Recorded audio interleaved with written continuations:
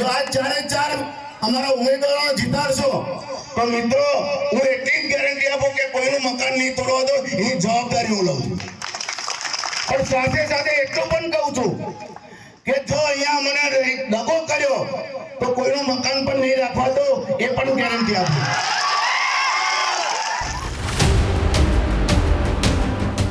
વડોદરા જિલ્લા ભાજપ પ્રમુખ સતીશ પટેલ પ્રચારમાં ભાન ભૂલ્યા અને લોકશાહીમાં સર્વોપરી ગણાતા મતદારોને જ ધમકી આપી। ધમકીમાં એવો ડર બતાવ્યો કે જો ભાજપને મત નહીં મળે તો ઘર પર બુલડોઝર ફેરવી દેવાશે। કરજણ નગરપાલિકાની ચૂંટણી યોજાઈ રહી છે, ત્યારે વોર્ડ નંબર 7માં સતીશ પટેલ ભાજપ અગ્રણીઓ સાથે પ્રચારમાં પહોંચ્યા।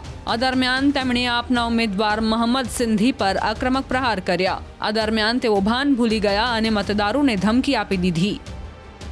જે પોતાને આ વિસ્તારનો આકા સમજતા હોય, પોતાની વિસ્તારની અંદર દાદાગીરી કરીને ગરીબ જનતાને જે દબાવવાનું કામ કરતા હોય, એવા લોકો અહીંયા દાદાગીરી કરીને અહીંયા કોઈને સભામાં ન આવવા દેવા, કોઈને ફોર્મ નહીં ભરવા દેવું, આવી દાદાગીરી કરવા વાળા જે અહીંયા વિકાસની વાતો કરતા હોય અને પાછા એવું કે અમે જીત્યા પછી પાછા ભાજપના છે, મિત્રો ક્યારેય એને ભાજપમાં અમે લેવા નથી। આ તમને જાહેરમાં કહું, ભાજપની વાતો કરવાની, નમતા પલ્લામાં બેસવાનું, ભાજપનો ઉપયોગ કરીને આ વિસ્તારના લોકોને ચૂસવાના, આ વિસ્તારને ચૂસવાનું કામ જો કોઈએ કર્યું હોય તો મોહમ્મદ સિંધીએ કર્યું છે। એટલે મિત્રો આ વખતે આ વિસ્તારમાંથી બધા ખુલીને બહાર આવો અને ભારતીય જનતા પાર્ટીને આ વખતે જીતાડવાનું કામ કરો। આ ચારે ચાર મિત્રોએ જે હિંમત કરીને જે ઉમેદવારી કરી છે, બાકી કેટલાય પ્રયત્નો એમને કર્યા, કેટલા લોભ આપવાનો પ્રયત્ન કર્યો, આ ઉમેદવારો બેઠા નહીં, એના માટે આપણે તાળીઓ પાડ્યો, એમને અભિનંદન આપ્યો। મિત્રો આ વિસ્તારથી જ આખું એનું ઘર ચાલે છે। 512 અહીંયા જે મકાનો બનાવ્યા છે એમાં 100 જેટલા મકાનો એનું ભાડું પણ એવો પોતે ખાય છે। આ થોડા દિવસમાં જ એનું રિઝલ્ટ એને મળવાનું છે। અહીંયા પાણી નો અહીંયા આરો પ્લાન્ટ ચલાવે, જીબી ડાયરેક્ટ અંદર કોઈને લાઇટ બિલ નહીં ભરવાનું, પાણી કોર્પોરેશન નું લેવાનું ને 40,000 રૂપિયા ભાડું એ ખાય। એ અમે 4 દિવસ પહેલા જ બંધ કર્યું અને 1,86,000 નો દંડ આપ્યો। બ્રિજની નીચે સરકારી જગ્યામાં એને પોતે મોટી દુકાન ખોટી જગ્યાએ સરકારી જગ્યામાં કરી, એ પણ બંધ કરાવી। હજુ ઘણું બધું બાકી, આ ટેલર છે, હજુ પિક્ચર બધું બાકી।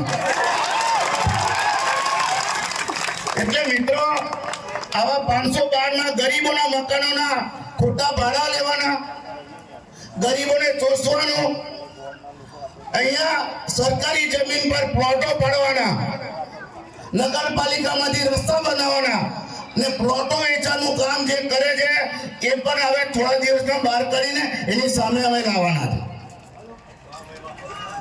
એ જ રીતે ગરીબોને એવું કે આ બધી જગ્યા સરકારી છે, તમારા મકાન ભાજપ આવશે તે તોડી નાખશે। અરે ભારતીય જનતા પાર્ટીની સરકાર કાયમ માટે ગરીબોની સરકાર છે। ગરીબોને શૌચાલય આપવાનું કામ કરે, ગરીબોને પાકા મકાન આપવાનું કામ કરે, તો આ ભારતીય જનતા પાર્ટીની સરકાર ક્યારેય કોઈને મકાન તોડતી નથી હોતી, પરંતુ ગરીબોના નામે, ભારતીય જનતા પાર્ટીના નામે એ રાજકારણ કરીને આ લોકોની પાસેથી પૈસા લેવાનું કામ એ પોતે કરતો હોય છે। આ બધા એના જે કરતૂતો છે એ ટૂંક સમયમાં બધા બહાર કાઢીને આ ચૂંટણી પછી એને પૂરો કરવાનું કામ ભારતીય જનતા પાર્ટી સરકાર કરવાની છે। એટલે મિત્રો આ વખતે કોઈના દબાણમાં આવ્યા વગર, કોઈની ધાક ધમકીમાં આવ્યા વગર ભારતીય જનતા પાર્ટીને મત આપવાનું કામ તમારે બધાએ કરવાનું। અમે પોતે આ વિસ્તારમાં એક ઘેર કાલના દિવસ પછી હું પોતે ફરવાનો છું. એનામાં તાકાત હોય તો મારી સામે આવે. એટલે મિત્રો, આવા ખોટા લોકોને અહીંયાથી ભારતીય જનતા પાર્ટીના નામે ખોટા લોકોને ચૂસીને પૈસા કમાવાવાળાને અહીંથી જાકારો આપવાનો. રાવણ જેવા રાવણ, એની પાસે તો કેટલું સત હતું, પણ જ્યારે પાપનો ગળો એનો ભરાયો ત્યારે રાવણનું પણ વધ રામે કર્યું હતું. તો આ વખતે આપણે આ વિસ્તારની જનતાએ આ રાવણ રૂપે મોહમ્મદનું આપણે વધ કરવાનું છે. એટલે મિત્રો, આપણી પાસે એક જ અપેક્ષા છે કે કોઈની બીક રાખ્યા વગર આપણે બધા બહાર આવીએ. એના જે કંઈ કરતૂતો છે એની અંદર હું તમારી સાથે એની બહાર લાવીને એને સજા કરવાનું કામ હું પોતે કરવાનું છું. એટલે આ વખતે જો આ ચારે ચાર અમારા ઉમેદવારો જીતાડશો તો મિત્રો, હું એટલી જ ગેરંટી આપું કે કોઈનું મકાન નહીં તોડવા દો, એની જવાબદારી હું લઉં છું.